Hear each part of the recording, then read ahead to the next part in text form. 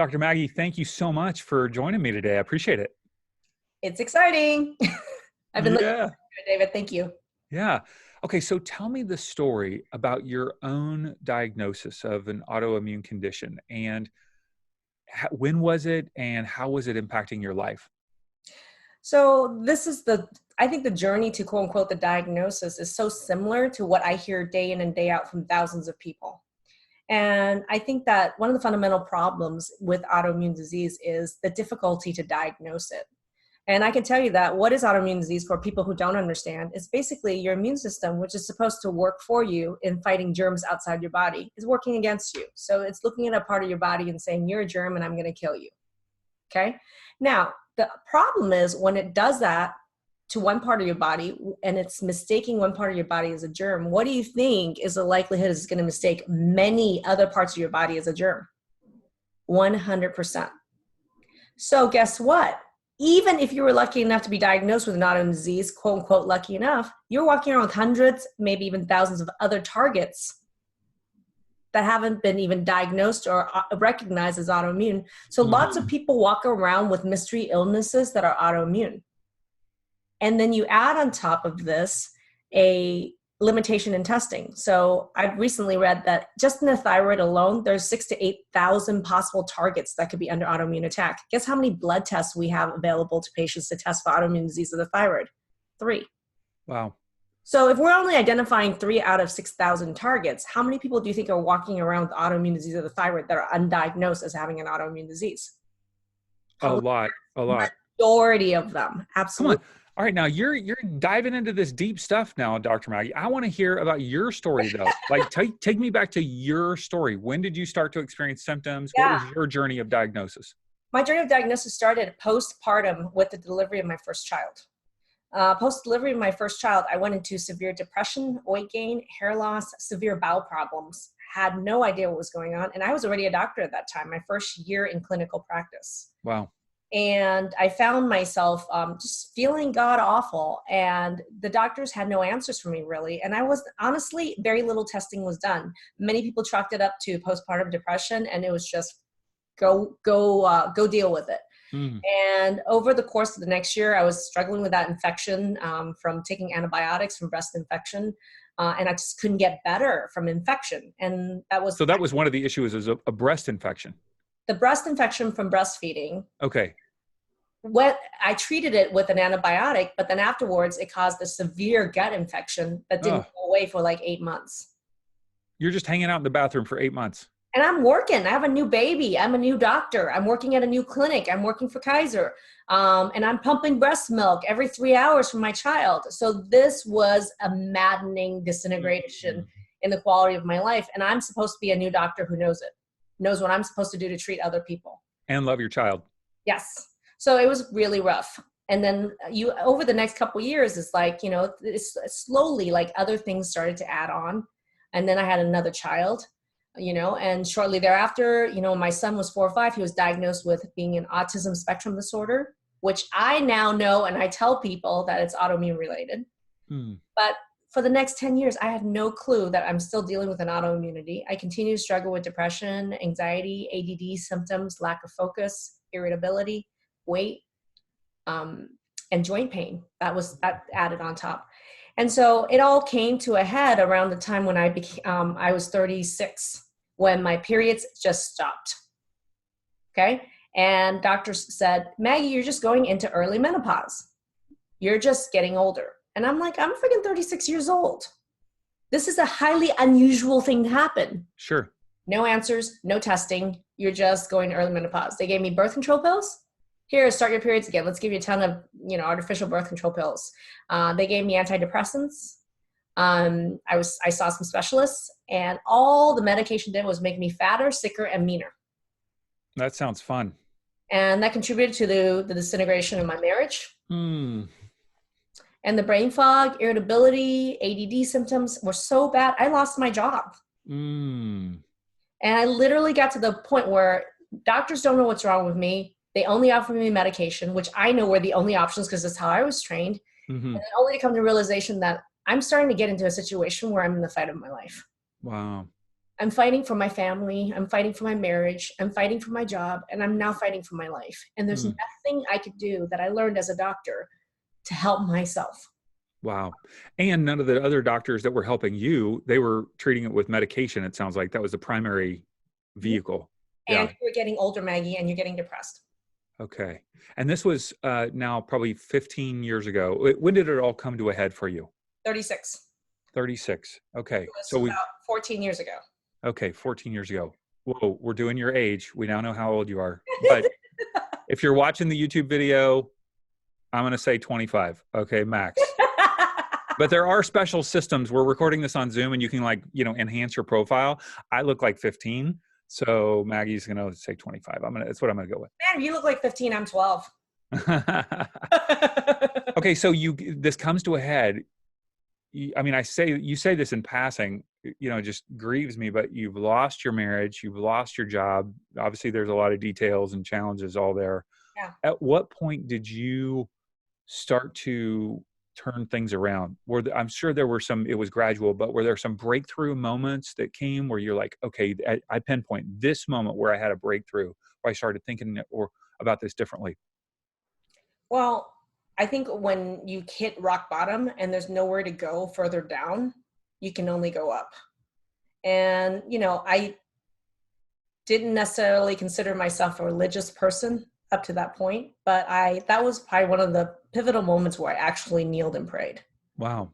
Were you in your home? You were now unemployed? What was the scenario? Just recently fired from my job. I was sitting in a dinky little apartment. I was in the middle of a divorce. I didn't have my children around me. Mm. And I kneeled and I prayed. And I really said, Lord, if there is a way to get out of this, I need a freaking sign. Please, please, please show me a sign. I will do anything because I cannot, not for me, but even just for my children. I want to know that there is something, anything that I can do to get me out of this. Mm-hmm. Were you thinking at that point, and I ask you this because I've been there. I mean, were you thinking about possibly taking your life at that point? Yes. Yes. That was a real possibility. I have attempted to take my own life. Okay. Yeah. And not everyone knows this. Now everyone does, but it's okay. So hard. It's terrible. Yeah. I mean, I love my children. I love my family. And to be in that much pain and suffering where you want to take your own life and you try to. Oh yeah. It's so hard. Yeah. And people that have not been that low don't understand, it's kind of like, oh, come on, you just take a pill and feel better. And it is so debilitating. So you're at this rock bottom, you're calling out to God. What was a next step or a breakthrough where you started to see some reversal of these experiences? I think that when life serves you no other choices but to do certain things, that's God talking to you.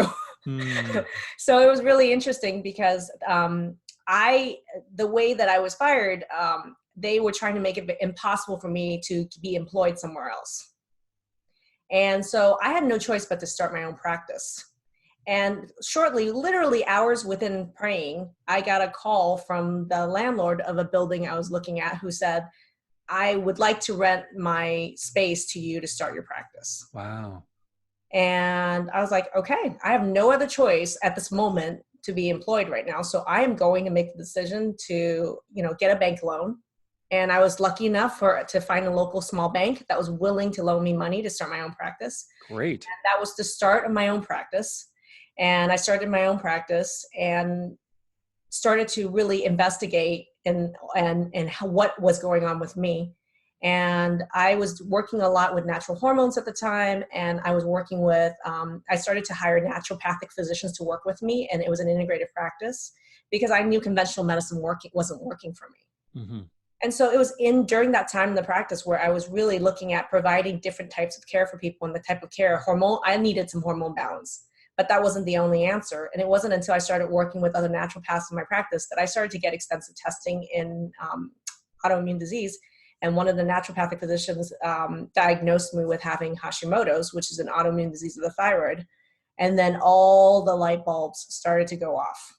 So are you telling me real quick, because I'm not educated on this, but you're saying that the an autoimmune disease of the thyroid is called Hashimoto's. There are other autoimmune diseases? Like is there an autoimmune disease of the liver or heart or lungs, or how does that work?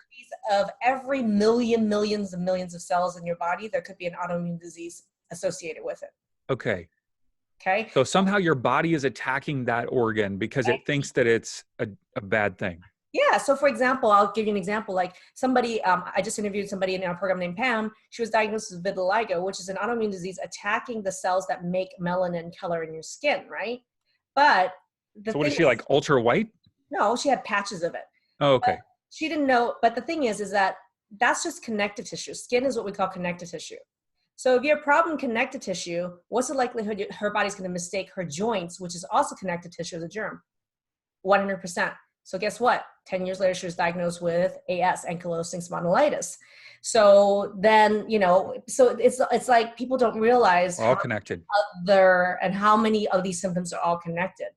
Now, my understanding is this is the diagnosis. It's not like some diagnosis where bam, autoimmune pops up on the screen for the doctor. Like it's a collection of symptoms. Is that correct? Like how do you diagnose? It's literally a collection of symptoms where finally it dawns on somebody that maybe this is autoimmune. And then if you're lucky, they happen to run a test or a couple tests on autoimmunity for you, right? Mm-hmm. But the problem is, if you think about it, if there's a possibility of, I'm lowballing this, 10,000 targets of autoimmune attack in your body, we only have blood tests for 500. Mm-hmm. So even if you were lucky enough to get a blood test, 9,500 of those targets have no blood test known to man for it yet. Wow. We only have blood tests for 500. Okay. So then diagnosis is a big problem. So most of the people in autoimmune disease in this world are walking around with mystery symptoms and illnesses. Or they may have one autoimmune disease diagnosis like, oh yes, you have Hashimoto's, but we don't know why you're in early menopause. We don't know why you're depressed. We don't know why you have ADD. We don't know why you're gaining weight. So you have a bunch of unassociated symptoms that's not even associated with that one autoimmune disease that you've been diagnosed with. So we're tons of mystery illness people walking around. Sure. Okay. So you've got naturopaths. How do I say that? Naturopathic physicians. So when I had my practice, I owned the practice for about 10 years. It was MD, myself as the MD, with regular trained conventional providers working side by side with naturopathic physicians. So it was an integrative practice. Mm-hmm. And that's where a lot of this learning, sharing, and treating of how the whole 10 years was what developed my program, and actually how to actually treat people in a complete way with autoimmune disease. It's really identifying these root causes. And it has to fundamentally be an approach that's based on what's causing this problem, not on what's band-aiding the symptom, or we're waiting for a diagnosis to do something, which is where conventional medicine sits today. So how do you get to the root cause? How do you do that? It's actually, data is really important. And I think that a lot of people don't realize how your doctors use the data is very limited. So a lot of people are like, I'm getting tons of testing, or they may spend a ton on testing. But if doctors aren't being trained to look at lab values as what I call functional values, functional medicine is a big movement, and it's training doctors on their own dime how to read lab values that is optimal for human beings, not just what's listed as normal by that lab. So a lot of people don't understand that what's listed as normal on that lab, a lot of times is arbitrary. Sometimes it's based on some guidelines. Most of the time, it's just what the median 50% at that lab is. And who is the median 50% getting some thyroid labs at your lab? People who have ill. Right. So the median is sick people. So then people look at it and they're like, oh, that's normal. You're fine. Doctors make this mistake. And if your doctors who are supposed to know this make this mistake, what are you supposed to do? So I was told my labs were normal, and they sure as hell were not normal. And I deal every day with thousands, hundreds of people every year who have been told their labs are normal and they're shit. And so the labs, when you say labs, because I don't have a lot of these challenges. I go to get blood tests and it comes back with, 3 different types of cholesterol. But you can take that same blood or fecal sample and determine all kinds of different indicators, tons of different indicators. Yeah, we have our friend Jackie recently. She was showing me some numbers of her 3 numbers for cholesterol. And I looked at it and I immediately told her that there was an underlying other problem going on. And then she got a couple other labs and she's like, Maggie, what about this other lab? I go, what I just told you, that other test just confirmed you have this totally other medical problem she had no idea about, but her labs were all normal. Wow. Because I see patterns where there aren't. When you actually have someone that has experienced autoimmune disease, who's a medical trained doctor, who learned functional values, I see patterns everywhere. You know, it's kind of like the sixth sense. I have a sixth sense about autoimmune disease. Yeah, you're like a medical mystic. When it comes to autoimmune disease, yes, I am. And that's come from years and years of personal experience, but also treating thousands of people. When you collect a practice like that, you see patterns that people don't. Mm-hmm. So what I do in our program, our online program is to me, this whole one-on-one care, seeing one doctor, one patient at a time is asininely limited. It's ridiculous. What needs to happen is a mass educational process of people in certain disease states. That's not there. We train people how to be firefighters. We train people, give them college education. But we're not training people en masse how to actually win in the fight of their lives. Mm-hmm. So, individuals or doctors or both? I would love both. But my focus is on individuals. Why? Because the thing is, for me, the one-on-one care, I found myself teaching the same thing to one person without the benefit of 10, 20 other people learning it at the same time. Gotcha. And that's where you're saying your online program allows you to teach lots of people at one time. Online education is the key to a lot of the inequalities that we see in society today, and even in the inequalities with which people are getting medical care. Okay. If we have a mass public that's getting more and more educated on their own volition, on their own dime, to be just as smart, if not smarter, than the doctors in the pharmaceutical company, that is going to be a huge mass movement to change healthcare. Sure.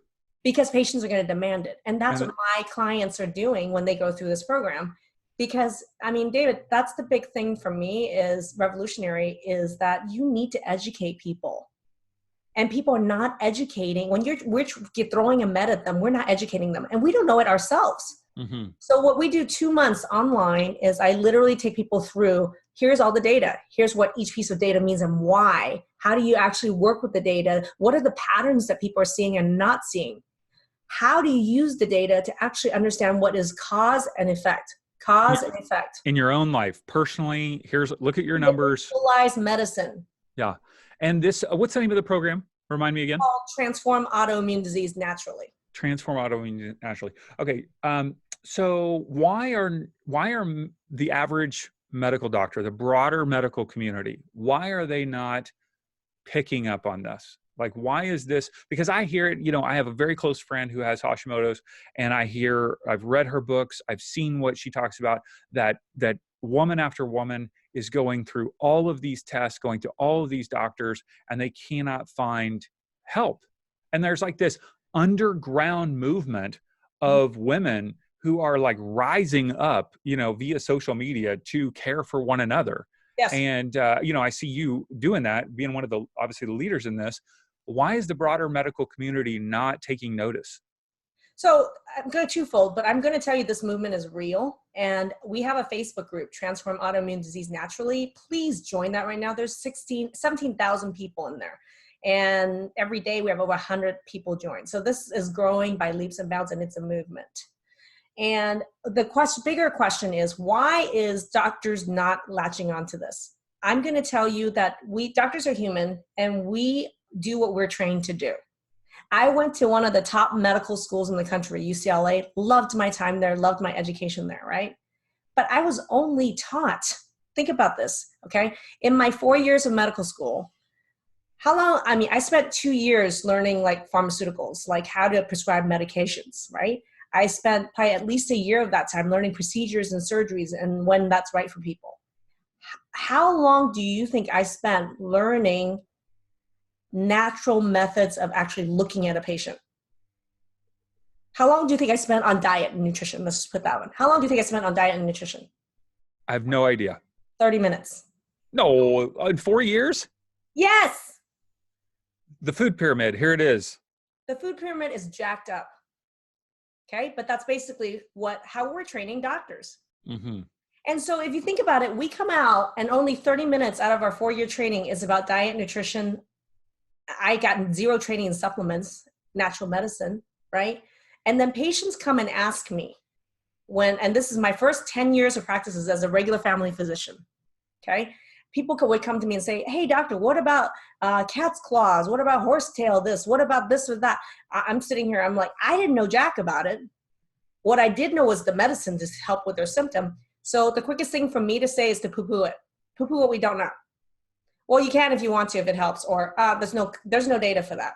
And then here's a medication that has data on it. Here you go, here's a medication. That's something I can do, right? And we're being judged as doctors too on how we comply to standard of care. How often is Maggie Yu, the doctor, prescribing the cheapest generic form of a medication for this problem? Because I'm being judged on that. They want you to prescribe the cheapest? I'm getting scored. They want you to prescribe the cheapest medication though? Yes. Really? And why is that? To save them as a healthcare company and insurance company money. Gotcha. Doctor groups, if we could demonstrate to insurers that we can save them money, we get paid more and bonuses for being what we call quality and putting the quality of our care, because the cost of delivering that care is quote unquote lower. Your video went out of focus a bit ago. You just put your hand over the screen, and because it's not focusing on your face. I can fix that in a second. And you look really young now because it's like so blurry. Dark.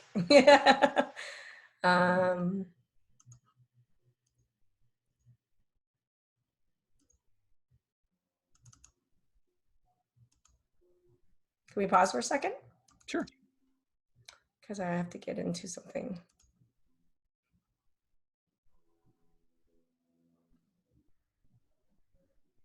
Maybe just move your face close and see if it'll. No, it actually is a problem with this camera. So give me one second. I can fix it in a second. What's the name of this camera? Logitech. That's right. Here we go. Camera settings. You know, I've never had that problem with a Mac. That's so weird. Is this particular camera? And what I can do is I can actually switch out the camera too. Just kidding you. Just kidding. I have two cameras. There we go. Whoa, now we got a widescreen. Now I get to see your orange couch. I could bring it closer, or we're good. Whatever you want. It's all good.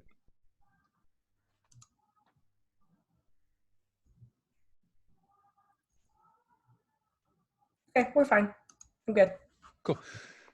So people started asking about all of these natural paths of getting treatment, whether it was herbs or supplements and all of these things. At what point did you start to take notice and say, okay, I got to get educated on this? Well, I think it was really interesting because I started to take notice when my hormones went crazy. So when my hormones went crazy at the age of 36 and I didn't have a period, I, at the same time, had patients who was throwing books at me saying, there's all these things about bioidentical hormones, natural herbs and supplements to help with hormones. And I myself was getting no answers from my doctors. So I started to learn. I started calling compounding pharmacies. I started to take lectures and learn about natural solutions to hormone problems. And they worked. Worked for you? Way better. And so I started to, and you're a hypocrite if something works for you and you keep prescribing birth control pills to people that don't work. Then I started to actually tell my patients, like, hey, I took this supplement. It was really helpful for this. I've been testing my hormones. I can order and test your hormones, and then, and the problem is, guess what? Testing hormones is expensive. So if you're a doctor and you're being judged on how expensive the labs you're ordering on your patient, and you start collecting a bunch of women who all want their hormones tested because they saw their friend get better, what's going to happen? The healthcare system and the insurance companies are not going to be happy with you as a doctor because you're ordering unnecessary testing, even though these people's quality of life are going through the roof and they never come back to see you again because they're doing great. Doesn't matter because you, compared to your colleagues, are ordering a lot of testing that costs a lot more money. So how long did it take you to reverse the symptoms to the place where you are now in life? Maybe describe the quality of your life now. How long did it take you in order to do that? It took about 18 months. It took about 18 months. Once I learned, I started to work on my hormones before the diagnosis. and things got better. But it wasn't until I was diagnosed with actually having autoimmune disease that I really went and started to learn natural ways of dealing with autoimmune disease. I went to lectures, I went to a lot of training specifically for Hashimoto's that is naturally based. And all the light bulbs started dinging in my head because I was considered a hormone expert, having several years of working on hormones. And then now I'm understanding with autoimmune disease and Hashimoto's the link with hormones and autoimmune disease. And then all the other pieces started to click. It was a synergy of all those that I realized, oh, wow, there's so much more to autoimmunity. The hormones had everything to do with triggering my autoimmune disease worse. And balancing hormones had a lot to do with some of these other pieces getting better. What about blood sugar? What about some of these vitamin levels? What about how you think? What about your brain energy and your thoughts? How do they affect autoimmune disease? Why do people with autoimmune disease have one thought pattern that's triggering it? So I have my friend Stacey Robbins. She believes, tell me what you think about this. She believes that our bodies are mirroring our thought patterns. Yes. That if we are attacking ourselves mentally through our thought pattern, our body is just following along with what our mind is doing. 100% correct. So what is that thought pattern? You just said that individuals with Hashimoto's or an autoimmune condition have one thought pattern. What is it? The most common is lack of forgiveness. Really? Yes. Lack of forgiveness of everyone or themselves or all of the above? Both. Really? So you were, I'm getting personal here, right? You were feeling a lack of forgiveness in your own life? Oh, hell yes. Holding grudges. Oh, hell yes. I was so mad at my mom. Mm. I had mommy issues and I was so mad at her. Yeah. You know, I moved from LA just to run away from her. Mm. You know, I was mad. Was holding grudges against everyone and myself. Side note, have you seen the Joy Luck Club? Yes, I love it. We named our daughter Waverly after one of the main characters in that movie. I know. Yes, I totally get Waverly. Yeah, we named our daughter that. And the dynamic in my house was very similar to the dynamic in the Joy Luck Club between Waverly and I think the main character was a very similar dynamic in my household as well. Amy Tam's book is incredible and it's very insightful. And you can actually see in that dynamic how culturally too, being Asian, forgiveness is also a very difficult thing in certain cultures. Mm-hmm. And so yeah. So go deeper on that with mindset. So if I've got this negative thought pattern, well, first of all, that would be a question. If I'm suffering with all of these conditions, maybe these mystery illnesses, one of the thoughts or questions that I should have for myself is, what am I constantly thinking about? Right. I'm assuming somebody who is ill like that all the time, there's got to be a negativity of like, am I going to get out of this? I'm stuck in this. It'll never get better. David, focus is power. Okay. What you focus on is what you manifest. Right. And that's why for me, mindset is a huge part of our program. I don't tell people this. They don't even come in. They come in thinking autoimmune disease program, MD, functional nutritionist. It's this whole medical thing, right? But every single graduate coming out tells us that the most powerful thing that they did to reverse their autoimmune disease was changing how they think. And the first step of that is awareness. So in our modules that people go through, we have video modules every week they go through, as well as online coaching with me, our functional nutritionist. We also have a mindset coach in our program that works. That's individual work that she does with them as well. And so when you put in the combination of all that, that's how and there's homework every single week around mindset. And there's accountability to the group and to our mindset coach. So this is very intensive self-growth work that people are doing to literally change how they think, to rewire their brain and their bodies. And if they don't do that, they're not successful. That blows me away. That you believe that your mind is that powerful, that is the number one, I don't know, maybe I'm putting words in your mouth. You wouldn't say the number one way. A huge way, a huge part of the transformation process of healing yourself. I don't just believe it. I have every single graduate interview telling you and I that over and over again. We have 30 plus graduate, I think it might be 40 plus graduate interviews. Every week I interview a graduate who's come to our program. I always ask them, what's the biggest takeaway? What was the biggest linchpin? What was the turning point? And the vast majority of them is going to tell you something that majorly shifted in how they thought. Wow. That's Mhm. amazing. And so now, how would you describe your quality of life, and what are you personally doing in order to maintain that quality of life? My quality of life is around what I focus on. So I said focus is power, right? So I focus, number one, on gratitude. And that is a huge shift. If you said what was Maggie like 10 years ago, the last thing I would be to have an ounce of gratitude. I had a lot of anger, a lot of self-doubt, a lot of lack of forgiveness, a lot of grudges, right? And I think life has shown me that that didn't work. And I had to change my focus. So changing my focus to gratitude has really, I think gratitude changes everything, and it did. Um, I was estranged with my kids for many years because of all this going on. And my son's 19, my daughter is 17 and 16. And I finally, honestly, in the last couple of years, have learned the joy of what it's like to actually be a mother, to get feedback from your children, to grow as a person and with them. Recently went to DC on trips with them, where my son and I have had some very heartfelt conversations that a year, maybe even 2 years ago, I would have said would be impossible, right? So my quality of life in terms of like the personal growth that I did has really helped inspired a lot of more joy, openness in my life of just, not living always in pain and suffering of mental anguish, which was just as much, autoimmune as it was self-inflicted with my own mental health pattern of thoughts I was constantly, thought viruses I kept infecting myself with. So I learned to separate myself from those thoughts and actually choose different thoughts. So I am pain-free, have been in a lot of pain in the past. I'm pain-free. I have a daily regimen of what I do to continue to be pain-free, including some physical methods of releasing pain and inflammation. I have a meditation practice that I do at least once a day. I journal. I eat in a way that's really data-driven. People don't realize they research autoimmune disease and they think all they have to do is eliminate. Before they know it, they eat 4 things and they're still miserable. So I have a data-driven way to actually show with a blood test exactly what foods is triggering your autoimmunity. So you can actually just avoid those and add back tons of food. So I'm a foodie. I'm a chef. I love to cook. So I love, like how I show my love, David, and Jackie can tell you this, is I love to cook for people. And I'm such an adventurous and joyful cook that when I cook for people, I invite them several hours over before so that they're part of this process as I'm cooking, and it's joyful.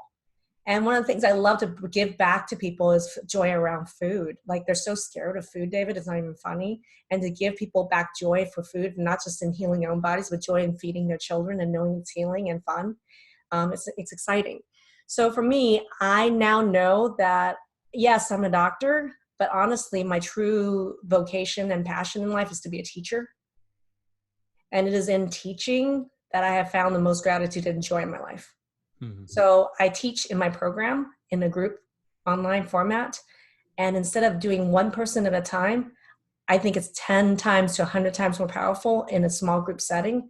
And that's really what's creating this movement. Our alumni now are crazy active with their own blogs. Somebody's starting their own podcast. So somebody's doing their own video vlog series. People are like educating other people on what it means to actually educate yourself and take control of autoimmunity and experience joy and gratitude in your life. I'm amazed. I'm amazed by the work you do. I'm amazed by your energy, the transformation in your own life. And I know this is a huge issue. It's a huge issue. And I love that you're making a huge difference in this area. Um, if people want to sign up for your course and or just connect with you, it sounds like there's 2 ways. One, your website and the Facebook group. Is that right? That's right. So my website is just drmaggieyu.com. Easy to find. That's my name.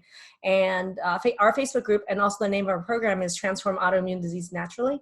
It's free to join the Facebook group. We have hundreds of alumni in there that have helped answer questions with people. We have tons of videos in there.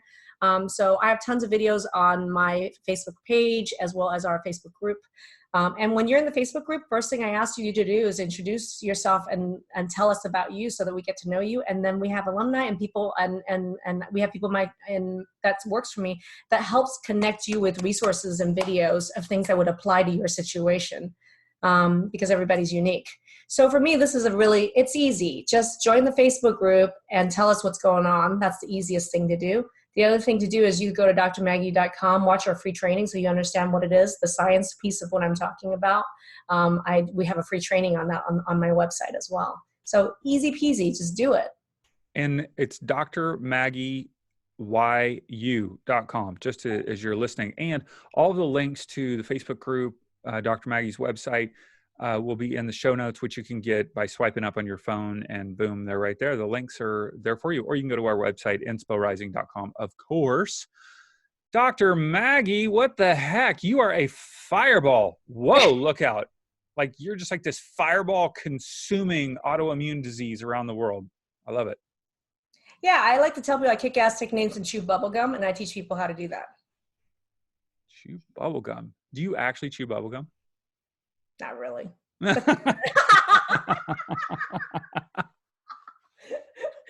theoretically, yes, I do. Why, yes, David, I do. What's your favorite brand? It was a kid, Bubblicious. Bubblicious. Bubblicious watermelon. Did Bubblicious have with the juicy stuff on the inside when you bit into it, it squirted out? It was either that or Hubba Bubba. Yeah, I don't know. I love that juice, just like all these chemicals just squirting into your mouth. They sell that crap anymore. Probably not. It's good though. I like it. Dr. Maggie, thank you so much for joining us. Really appreciate it. Thanks, David.